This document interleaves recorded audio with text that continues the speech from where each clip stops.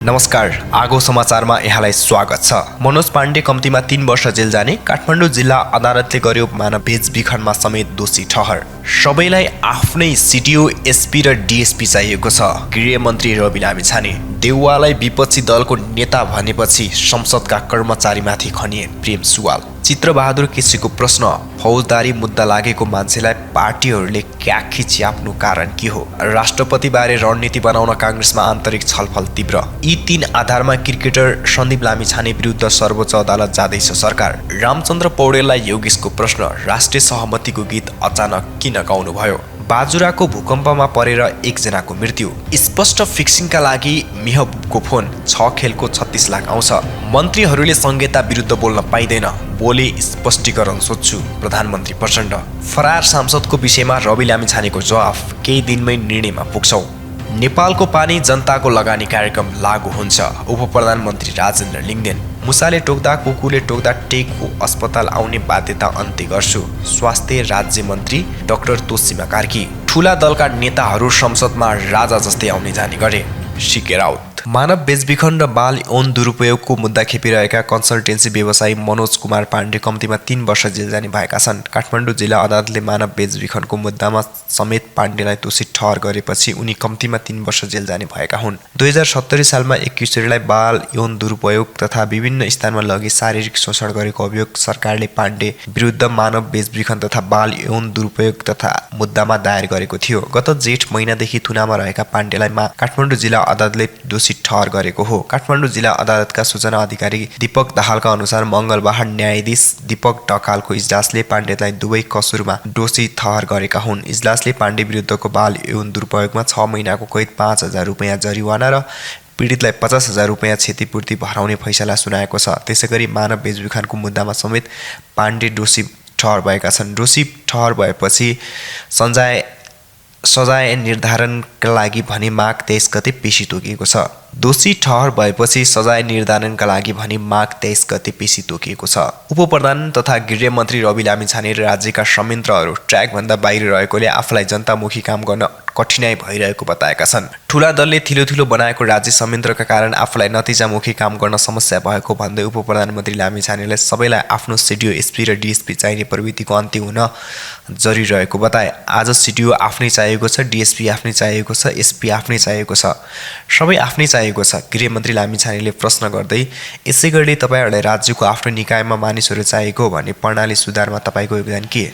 मङ्गलबार प्रतिनिधि सभा बैठकमा बोल्दै उनले ती संयन्त्रको सुधारको काममा केन्द्रित हुँदा फरार सांसद लक्ष्मी महतो, आन्दोलनरत अधिकारी कर्मीहरू र क्रस उद्योगको विषयमा निर्णय लिन ढिला भए पनि केही दिन भित्रै नतिजा आउने बताए। त्यसका लागि गृह मन्त्रालय संवेदनशील भएर काम गरिरहेको प्रधानमन्त्री लामिछानेको भनाइ छ। उनले राज्यका संयन्त्रलाई हिजो चलाए जसरी चलाउन छोडिदिए। गृह मन्त्रालय अन्तर्गतको आधा समस्या आफै हल भएर जाने बताए। राज्यका संयन्त्रलाई थिलो बनाएर छाडिएको छ। काम गर्नेलाई कानुनको पालना गराउनु भन्दा पनि आदेश पालना गराउने गरी यति निरीह भएर राखिएको छ। वर्षौं शासन सत्ता सम्हालेका दलहरूबाट थिलो बनाउन, कमजोर बनाउनका निम्ति कामहरू भए। उनले भने त्यही कोडबाट धेरै प्रश्न आउने रहेछन्। मैले यो अनुभव गरेको छु। म त्यसको प्रत्युत्तर होइन, कामको माध्यमबाट, रिजल्टका माध्यमबाट, परिणामको माध्यमबाट ती जवाफहरू गरौँ। संसदबाट आफै उपस्थित हुन भन्ने चाहना राखेर काम गर्न चाहन्छु। नेपाल मजदुर किसान पार्टीका सांसद प्रेम सुवालले सङ्घीय संसद सचिवालयका कर्मचारीमाथि खनिएका छन्। सङ्घीय संसद सचिवालयले नेपाली काङ्ग्रेसका सभापति शेरबहादुर देउवालाई विपक्षी दलको नेता भनेपछि उनी कर्मचारीमाथि खनिएका हुन्। मङ्गलबार प्रतिनिधि सभामा नवनिर्वाचित सभामुख र उपसभामुखलाई बधाई दिन रोस्टमबाट बोल्दै सांसद सुवालले सङ्घीय संसदका पदाधिकारी तथा सदस्यको पारिश्रमिक र सुविधा सम्बन्धी ऐन 2073 को दफा अनुसार सरकारको विश्वासको मत दिने नेपाली काङ्ग्रेस प्रमुख प्रतिपक्षी दल हुने अवस्था नरहेको दोहोऱ्याए। उनले संसदले बनाएको कानुन र संसदमै लागू हुन नसकेकोमा अन्य ठाउँमा कानुन कार्यान्वयन हुन सक्ने अवस्था नहुने तर्क गर्दै यसले देशमा अराजकता प्रदान गर्ने बताए। उनले आज प्रकाशित एक दैनिक पत्रिकामा सङ्घीय संसद सचिवालयका महासचिव भरतराज पौडेलको निर्देशनमा सचिवालयका उपसचिव रामहरि थापाले काङ्ग्रेसका शेरबहादुर देउवालाई प्रमुख प्रतिपक्षी दलको नेताको रूपमा सम्बोधन गरेर पत्र पठाएको समाचार रहेको र आज नै प्रकाशित अर्को पत्रिकामा सभामुख देवराज घिमिरेले प्रमुख विपक्षी दलको नेताबारे निर्णय नभएको समाचार आएको उल्लेख गरे। उनले सङ्घीय संसदका कर्मचारीले सभामुखलाई अप्ठ्यारोमा पार्ने काम किन गर्दैछन् भन्दै यसबारे तथ्य बैठकलाई जानकारी गराउन माग समेत गरे। सरकारलाई काङ्ग्रेसले विश्वासको मत दिएका कारण काङ्ग्रेस प्रमुख प्रतिपक्षी दल हुन नसक्ने जिकिर गर्दै नेमक एमाले आफ्नो दललाई प्रमुख प्रतिपक्षी दलको मान्यता दिन सभामुखलाई आग्रह गर्दै आएको छ। राष्ट्रिय जनमोर्चाका अध्यक्ष एवं सांसद चित्रबहादुर केसीले राजनीति गर्ने मान्छे, पार्टी नेता, सांसद, मन्त्रीप्रति जनताको विश्वास श्रद्धा पटक्कै नभएको बताएका छन्। मङ्गलबार प्रतिनिधि सभाको बैठकमा बोल्दै सांसद केसीले निर्दलीय व्यवस्था पक्षधरले पनि राजनीतिक दलप्रति घृणा फैलाइरहेको र अर्कोतिर राजनीतिक पार्टीहरूमा पनि विभिन्न खालको अपराधमा संलग्न मान्छेहरू आबद्ध रहेको जनताले देखाइरहेको बताए। फौजदारी मुद्दा लागेका मान्छेलाई पनि आफ्नो पार्टीमा हुने नयाँ चलन नभएको बताउँदै दक्षिण एसियाका देशहरूमा सामाजिक अपराधीहरू कारबाही गर्नुको सट्टा उनीहरूलाई राजनीतिक दलहरूले काखे च्याप्नुको कारण के हो भन्दै प्रश्न गरे। अपराधीलाई काखे च्याप्दा पार्टीको बदनाम, प्रणालीको नै बदनाम हुने भन्दै उनले भने, विधिको शासन चलाउने भनेको त जुन औँलामा विष लाग्छ ती औँला त झर्छ नि। त्यसकारण यो संसदीय व्यवस्थाले जनताप्रति आस्था जगाउने हो भने चाहे आफ्नो पार्टीको कार्यकर्ता होस् चाहे नेता होस्, दूधको दूध पानीको पानी, उसको कसुर अनुसार कारबाही गराउने कुरामा हामी प्रतिबद्ध हुनुपर्छ। हामीले हाम्रो सीमित दलगत स्वार्थका लागि आफ्नो पार्टीको मान्छे दोषी छ, खराब छ भने त्यसलाई जसरी पनि जोगाउने, त्यसैमा अर्को पार्टी छ भने त्यसलाई किक आउट गर्ने यसले गर्छ। यसले विधिको शासन होइन मनपरितन्त्र हुन्छ। त्यसैले समयमा हामी चिन्नुपर्ने अवस्था छ। नेपाली काङ्ग्रेसले राष्ट्रपतिको निर्वाचनलाई केन्द्रमा राखेर गतिविधि अगाडि बढाएको छ। काङ्ग्रेस सभापति शेरबहादुर देउवाले राष्ट्रपतिका सन्दर्भमा आन्तरिक छलफललाई तीव्रता दिएका छन्। माघ 5 र 7 मा भएको सभामुख र उपसभामुखको निर्वाचनमा पराजय भोगेको काङ्ग्रेस राष्ट्रपति निर्वाचनमा सफलता हात पार्ने रणनीति बनाइरहेको छ। पार्टीको आन्तरिक मतभेदलाई थाँती राखेर काङ्ग्रेस सभापति देउवाले रणनीतिक छलफल अगाडि बढाएको पाइएको छ। राष्ट्रपति निर्वाचनका सन्दर्भमा छलफल गर्न देउवाले बुधबार बिहान शीर्ष नेताको बैठक बोलाएको एक पदाधिकारीले जनाए। भोलिको बैठकमा केन्द्रीय कार्य समिति बैठकका सन्दर्भमा पनि छलफल हुने उनको भनाइ छ। माघ 15 गते हुने काङ्ग्रेस केन्द्रीय कार्य समिति बैठक बस्दैछ। पहिलो पटक पुस 22 का लागि बोलाएको बैठक पुस 28 का लागि सारेको थियो। उक्त मितिमा पनि बैठक बस्न नसकेपछि माघ 15 गते बैठक केन्द्रीय समिति बैठक बस्दैछ। बैठक बोलाउँदा समसामयिक राजनीतिक आम निर्वाचन समीक्षा विधि विषयलाई काङ्ग्रेसले छलफलको एजेन्डा बनाएको थियो। भोलिको शीर्ष नेताको बैठकले छलफलको थप एजेन्डा तय गर्ने बुझिएको छ। साथै राष्ट्रपतिको निर्वाचन माघभित्र गर्न दबाव बढाउने तयारी छ। काङ्ग्रेसको सोमबार बसेको पदाधिकारी बैठकले संविधान र ऐनका प्रावधान बाजिएको बहानामा सरकारले राष्ट्रपति निर्वाचन टार्न खोजेको ठहर गरेको थियो। क्रिकेटर सन्दीप लामिछानेलाई धरौटीमा छाड्ने उच्च अदालतको निर्णय विरुद्ध सरकार सर्वोच्च अदालत जाने भएको छ। उच्च अदालतको आदेश उल्टाएर लामिछानेलाई थुनामै राख्ने जिल्ला अदालतको मुद्दा टुङ्गाउनु पर्ने माग राखी महाधिवक्ता कार्यालय सर्वोच्च अदालतमा जाने तयारी गरेको हो। उच्च सरकारी वकिलको कार्यालय पाटनबाट रायसहितको प्रतिवेदन आइसकेको छ। महान्यायाधिवक्ता कार्यालयका प्रवक्ता सचिन राज रेग्मीले भने, यहाँ अध्ययन भइरहेको छ, त्यो सकेपछि निर्णय हुन्छ र हामी सर्वोच्चमा निवेदन दर्ता गर्छौँ। महान्यायाधिवक्ता कार्यालयका अनुसार एक सहन्यायाधिवक्तालाई उच्च अदालतको आदेश र त्यसमा विमति राखेको सरकारी वकिलले तयार पारेको राय अध्ययनको जिम्मेवारी दिएको छ। अध्ययनका क्रममा आदेशमा प्रमुख रूपमा 3 वटा त्रुटिमाथि प्रश्न उठाउने सरकारी वकिलको तयारी छ। पहिलो उच्च अदालतले लामिछाने विरुद्धको मुद्दामा उनी बलात्कारमा संलग्न रहेको कुनै न कुनै प्रमाण रहेको स्वीकारेको छ।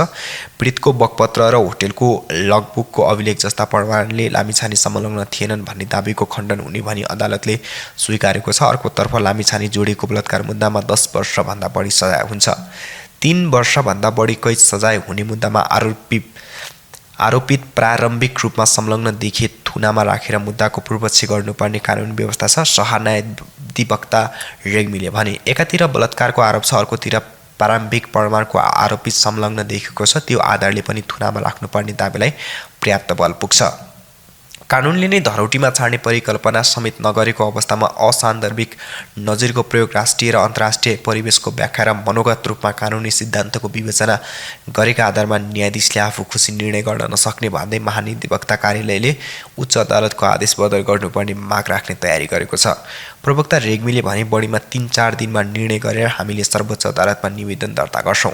नेकपा एमालेका सचिव योगेश भट्टराईले नेपाली काङ्ग्रेसका नेताले राष्ट्रिय सहमतिको कुरा गर्नु साँघुरो चिन्तन भएको टिप्पणी गरेका छन्। राष्ट्रिय सहमति एजेन्डा र संवैधानिक प्रक्रियामा गर्नुपर्ने भन्दै उनले राष्ट्रिय सहमतिलाई हल्का रूपमा नलिन आग्रह समेत गरे।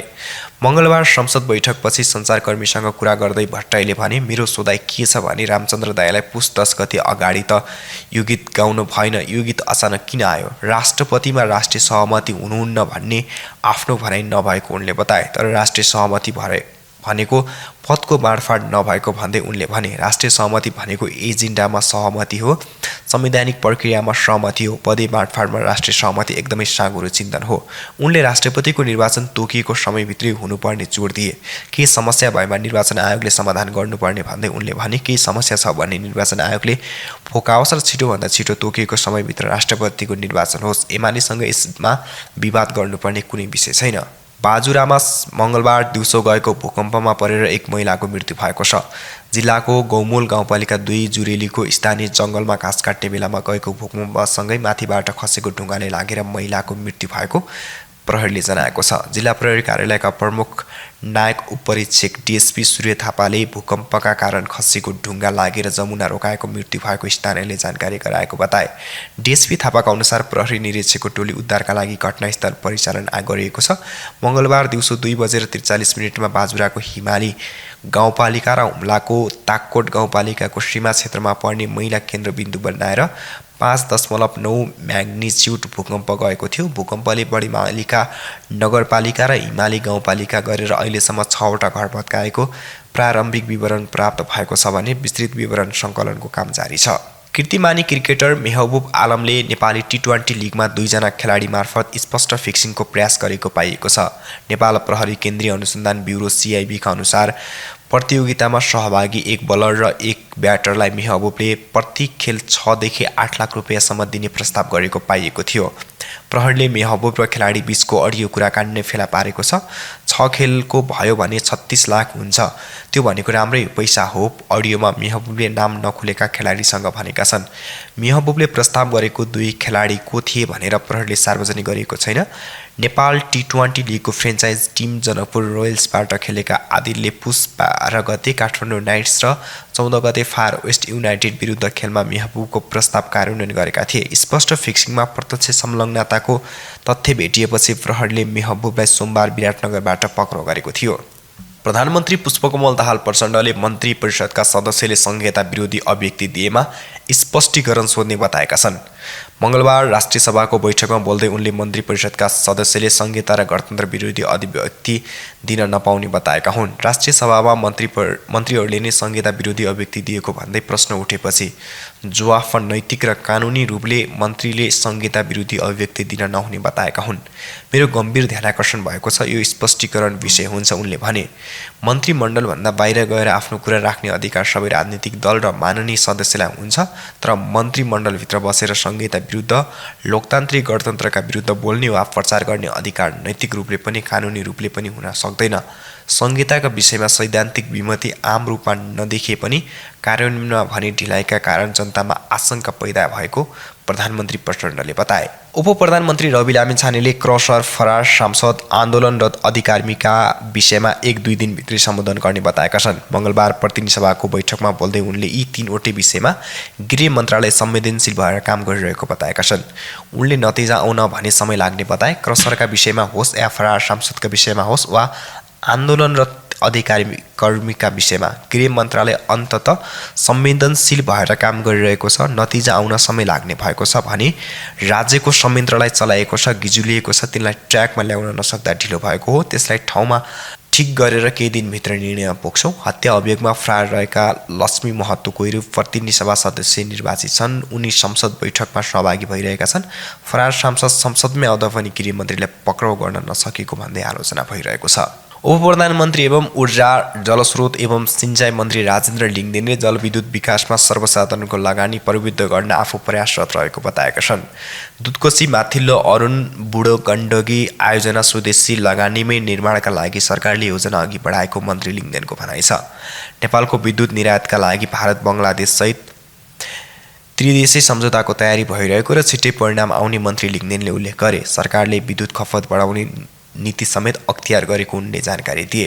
नेपाल चेम्बर अफ कमर्सले के पदाधिकारीको टोलीले मन्त्री लिङदेनसँग सिंहदरबारमा भेटवार्ता गरेको थियो। मन्त्री लिङदेनसँग चेम्बरले नेपालको पानी जनताको लगानी भन्ने सरकारी नारालाई व्यावहारिक कार्यान्वयन गर्न आग्रह समेत गरेको छ। मन्त्री लिङदेनसँग भेटमा राजा जस्तै गरेर आउने कुराले संसदको गरिमा बचाउने अवस्था नरहेको भन्दै चिन्ता समेत व्यक्त गरे। अध्यक्ष राउतले सांसदलाई बोल्नका लागि दिने समयमा पुनर्विचार गर्न पनि सभामुख देवराज घिमिरेको गम्भीर ध्यान आकर्षण गराए। उनले संविधानको भावना अनुसार संसदको नियमावलीमा संशोधन गर्नुपर्ने आवश्यकता रहेको पनि औँलाए। चेम्बर अफ अध्यक्ष राजेन्द्र मल्लले विद्युतको क्षेत्रमा सार्वजनिक निजी साझेदारी अवधारणा अन्तर्गत लगानी प्रबुद्ध गरी स्वदेशमै ऊर्जाको खपत र निर्यातको वातावरण निर्माणमा जोड दिनुपर्ने बताए। स्वास्थ्य तथा जनसङ्ख्या राज्य मन्त्री डाक्टर तोसीमा कार्कीले शुक्रबार टर्फिकल तथा सरुवा रोग अस्पतालमा दिँदै आएका सेवाको विकेन्द्रीकरण गर्न आवश्यक रहेको बताएकी छन्। मङ्गलबार शुक्रबार टर्फिकल तथा सरुवा रोग अस्पतालको वार्षिक उत्सव समारोहलाई सम्बोधन गर्दै उनले सरुवा रोग सम्बन्धी उपचार गर्न देशभरबाट टेकुनै आउनुपर्ने अवस्थाको अन्त्य हुन आवश्यक रहेको बताएकी हुन्। उनले विभिन्न खाले प्रकोपलाई धान्न सक्ने अस्पतालहरू पालिका स्तरमा बनाउन आवश्यक रहेको जिकिर गरेकी हुन्। उनले भनिन्, अब मुसाले टोक्यो भने टेकु अस्पताल, कुकुरले टोक्यो भने टेकु अस्पताल, महामारी प्रकोप फैलियो टेकु अस्पताल नै आउनुपर्ने अवस्थाको अन्त्य हुनुपर्छ। अब गाउँ गाउँमा पालिकामा नगरपालिकामा जिल्ला प्रदेशमा टेकु अस्पताल जस्ता सरुवा रोग सम्बन्धी अस्पताल हुन जरुरी छ। त्यस्ता प्रकोप धान्न सक्ने, जोखिम उठाउन सक्ने अस्पताल हुन आवश्यक छ। यो हामीले बनाउनु पर्छ। त्यसको लागि विकेन्द्रीकरण कसरी गर्न सकिन्छ, शुक्रराज अस्पतालले दिइरहेको सेवालाई कसरी विकेन्द्रीकरण गर्न सकिन्छ, त्यसका लागि हामीले तत्पर रहनेछौँ। हामी टेकु अस्पतालबाट दिने सेवालाई विकेन्द्रीकरण गर्नुपर्ने एजेन्डा बोकेर अघि आएका छौँ, स्वास्थ्य राज्यमन्त्री कार्कीले भने। जनमत पार्टीका अध्यक्ष चन्द्रकान्त राउत सीके राउतले ठूला दलका नेताहरू संसदमा राजा जस्तै आउने र जाने गरेको टिप्पणी गरेका छन्। मङ्गलबार प्रतिनिधि सभा बैठकमा नवनिर्वाचित सभामुख र उपसभामुखलाई बधाई तथा शुभकामना दिँदै उनले ठूला दलका नेताहरूले संसदमा राजा जस्तै गरेर आउने कुराले संसदको गरिमा बचाउने अवस्था नरहेको भन्दै चिन्ता समेत व्यक्त गरे। अध्यक्ष राउतले सांसदलाई बोल्नका लागि दिने समयमा पुनर्विचार गर्न पनि सभामुख देवराज घिमिरेको गम्भीर ध्यान आकर्षण गराए। उनले संविधानको भावना अनुसार संसदको नियमावलीमा संशोधन गर्नुपर्ने आवश्यकता रहेको पनि औँलाए।